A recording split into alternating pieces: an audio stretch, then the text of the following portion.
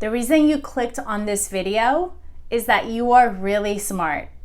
No, not just because you clicked on my video, but because people who are smart often suffer from the imposter syndrome. Have you ever thought to yourself, can I do it? What if they find out that I'm not too confident and can't really do it? I may not have all the skills. You are not alone. Almost every single high achiever feels this way. But there's good news. You can overcome the fear of feeling like a fraud, and I will tell you how if you'd like to stick around till the end of the video. Welcome back to Thriving Woman channel. I am Kahila Hedayatzadeh, your therapist and coach. I help women overcome all their mental and emotional blocks in order to live a state of freedom and bliss. So don't forget to subscribe and hit the bell button to be notified of videos that will set you on the path of healing and growth. So this imposter syndrome, this is a psychological phenomenon that seems to be common in high achievers, and it's really common amongst women especially. Men feel it too, of course, but women especially feel this more often. You might be thinking that you are the only person who feels like you can't do something because you're not an expert at it, or that you don't have the right degree or experience, or that you don't feel worthy enough to even pursue a dream business or whatever it is that you're going after. You are not alone in this, trust me. Just a reminder that the imposter syndrome is not a disease or an abnormality, and it's not necessarily tied to depression, anxiety, or other disorders. I want to remind you that there's nothing wrong with you, ever. Okay, so people who have had great accomplishments in their lives feel like they are not skilled as other people who have had the same or higher accomplishments. The truth is that all of us doubt ourselves at some point or another in our lives. But most of us doubt ourselves quietly and don't share the feelings with others. So then we think we are isolated in the fraudulent or imposter feelings. Intense feelings of imposter syndrome can stop people from applying to a dream job, applying for a graduate program, or starting a business, or whatever it is that they want to excel at. The problem with it is that you feel like an imposter even when clear evidence are present that you are not.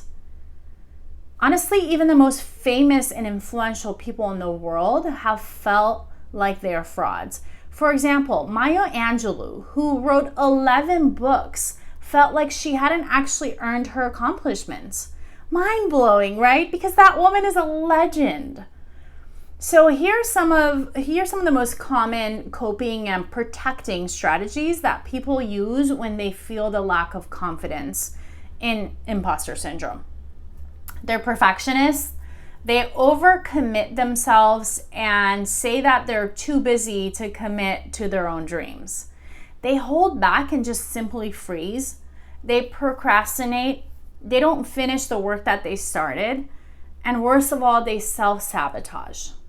So for me, my imposter syndrome really focused on over-prepping for everything and also procrastinating. I am a queen of procrastination. Even in grad school, I dragged my feet when I should have been writing these 30 plus pages of papers.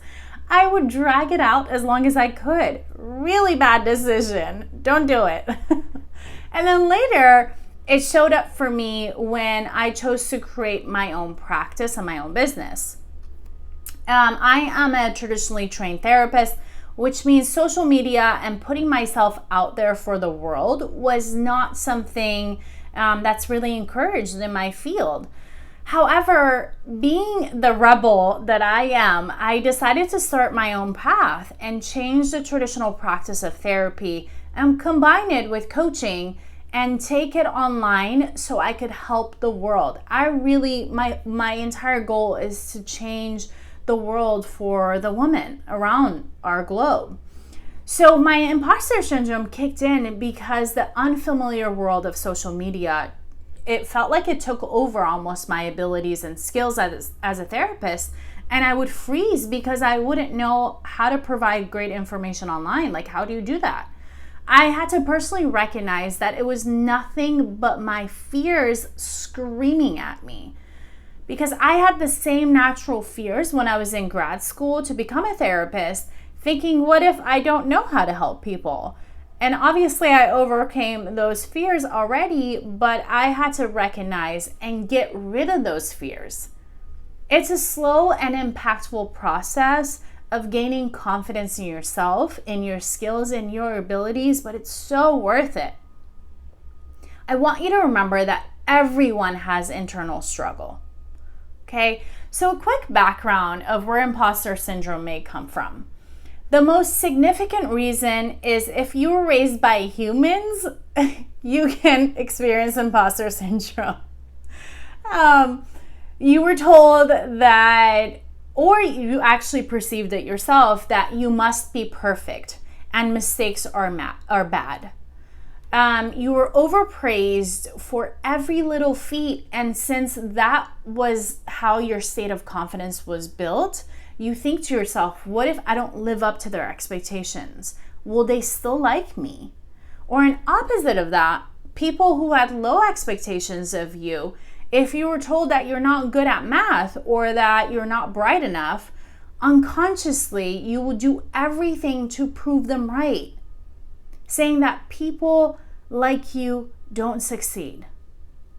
You may have fear of failure, that if it doesn't go your way, you've failed, and there's great shame and humiliation in that for you.